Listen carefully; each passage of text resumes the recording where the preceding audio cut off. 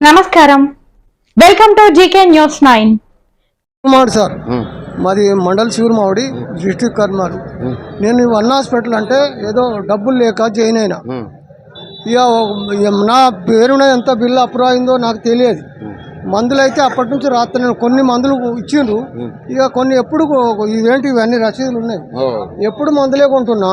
అయినా మందులు ఎత్తుంటే మోసొస్తుంది.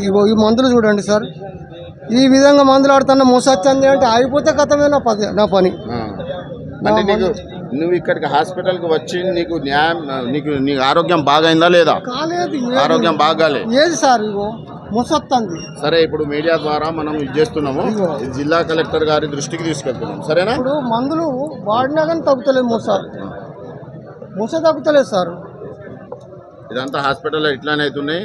ఇలా వర్క్ డాక్టర్లు మంచోళ్ళేరు ఆల్తు ఫాల్తు డాక్టర్లు ఎవరు ఆ డాక్టర్ కాదు, ఇక్కడ పని ఇలా వర్క్ చేసే వాళ్ళు అందరు లేదు. ఇక్కడ ఏసి ఒత్తుతే నిజంగా పానాలు పోయినాయి.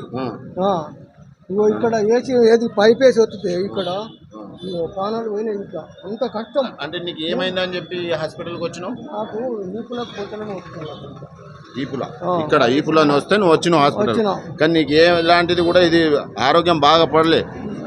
ఆరోగ్యం బాగైందా ఏమన్నా ఈ మందులు వాడితే? ఏడైతుంది, నొప్పి అట్లే ఉంటుంది, మోసెత్తుంది. డాక్టర్ ఇప్పుడు చూపించుకుంటానికే వచ్చిన, ఇప్పుడు చూపించుకో మోసెత్తుంది. ఎప్పటి నుండి వస్తున్నావు ఇక్కడ? ఇప్పటికి 5 నెలలు అయింది. 11 నెలల ఫస్ట్ కు జాయిన్ అయినా. 5 నెలల నుండి నీకు ఎలాంటి లాభం లేదు. ఏది మందులు వాడుతూనే ఉన్నా సార్. మనము మంచి హాస్పిటల్లో వెళ్ళాలి మనం కూడా. ఒకసారి నేను హైదరాబాద్ లో మా బిడ్డ కూడా ఈ డాక్టర్ అక్కడ ఉన్నాడు అంటే ఏషియన్ హాస్పిటల్ మా బిడ్డ చేస్తుంది అక్కడ. హాస్పిటల్ హైదరాబాద్ కు ఇక్కడ అత్తే ఖతం అవుతుంది, చచ్చిపోతాను. మా బిడ్డ ఈ సార్ కూడా అన్నాడు, ఈ సార్ పేరేంది డాక్టర్ పేరు, ఆయన కూడా నాకు తెలుసు. అక్కడ నా బిడ్డ వచ్చింది అక్కడ నుంచి, ఆయన డాక్టరే నా బిడ్డ కూడా. ఇట్లా అయిపోయింది, మోసొస్తుంది సార్. తింటే వస్తుంది, కూర్చుంటే వస్తుంది.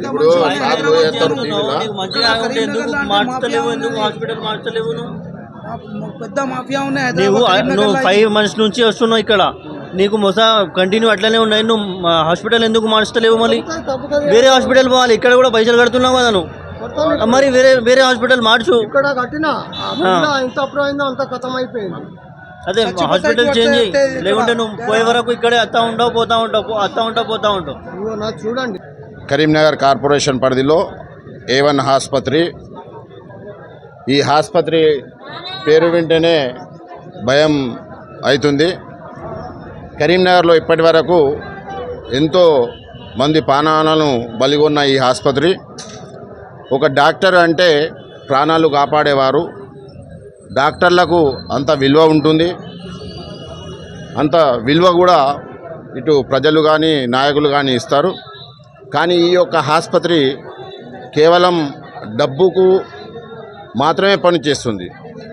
ఈ కమర్షియల్ అయిపోయినది. కమర్షియల్లో కూడా ఎట్లాంటి కమర్షియల్ అంటే పేషెంట్ చనిపోయిన తర్వాత కూడా డబ్బు వసూలు చేయడం జరుగుతుంది.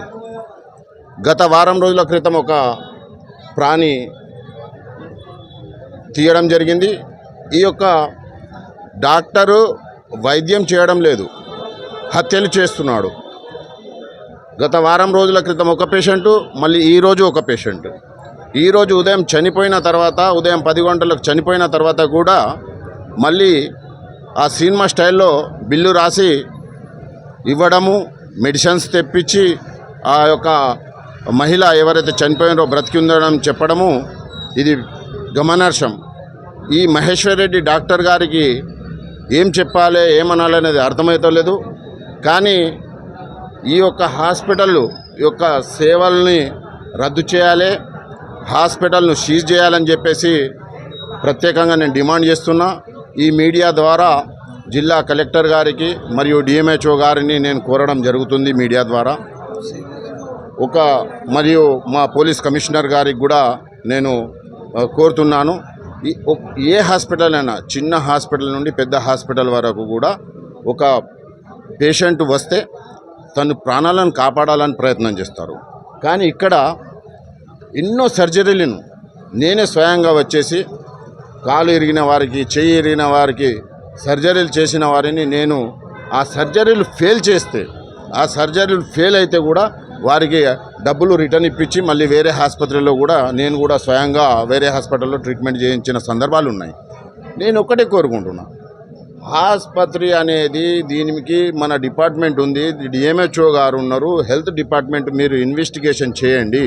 ఇన్వెస్టిగేషన్ చేసి ఎవరికైతే ఇట్లాంటి కాంప్లికేటెడ్ ఇష్యూ ఉంటే దీనిని సరైన లోతులో డీప్లో మీరు సర్వే చేసి ఇట్లాంటి ఆసుపత్రులు ఎవరైతే చేస్తున్నారో నడిపిస్తున్నారో ఇట్లాంటి హాస్పిటల్ను ఖచ్చితంగా మూసివేయాలని చెప్పేసి నేను డిమాండ్ చేస్తున్నాను.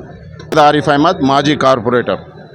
6,500 మందులు మళ్ళా రాపిచ్చి తీసుకున్నారు.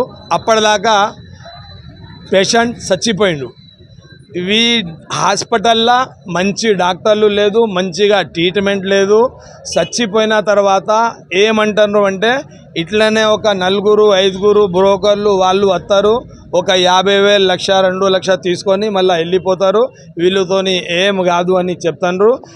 ఇప్పుడు వీళ్ళు చచ్చిపోయినరు, వాళ్ళు అల్లుడు వాళ్ళు కొడుకులు పిటిషన్ ఇచ్చేతానుకు సిద్ధం ఉన్నారు. పోలీసు వాళ్ళతో కూడా మనం మాట్లాడినాం, వాళ్ళు కూడా కేసు చేసేతానుకు రెడీ ఉన్నారు. పోస్ట్ మార్టం అయిన తర్వాత అతను ఎప్పుడు చచ్చిపోయింది, ఏ టైంలో చచ్చిపోయింది, మళ్ళా మందులు ఎన్ని గంటకు రాసి ఇచ్చిండ్రు, చచ్చిపోయిన తర్వాత మందులు ఎందుకు రాసిండ్రు, అది మొత్తం ముంగట వస్తుంది. ఎవరు చచ్చిపోయినరు వాళ్ళు ఫ్యామిలీతోని డిమాండ్ ఉంది, ఈ హాస్పిటల్ స్విచ్ చేయాలి. ఈ హాస్పిటల్లో ఉన్న డాక్టర్లు ట్రీట్మెంట్ ఎవరు చేసిండ్రు ఆ డాక్టర్లకు శిక్ష పడాలి అని వీళ్ళది డిమాండ్ ఉంది. కరీంనగర్ నుండి మనం కూడా అందరూ వచ్చినాం. ఆల్ పార్టీకు సంబంధం ఉన్నారు, కార్పొరేటర్లు, ప్రెసిడెంట్లు, కార్యకర్తలు, సోషల్ యాక్టివిటీస్ చేసిన వాళ్ళు అందరు ఉన్నారు. అందరిది డిమాండ్ ఏముంది, ఈ హాస్పిటల్ స్విచ్ చేయాలా, ఈ డాక్టర్ మహేష్ రెడ్డికు శిక్ష పడాలా, ఈ ట్రీట్మెంట్ చేసిన డాక్టర్లకు కూడా శిక్ష పడాలి అని అందరితో డిమాండ్ ఉంది.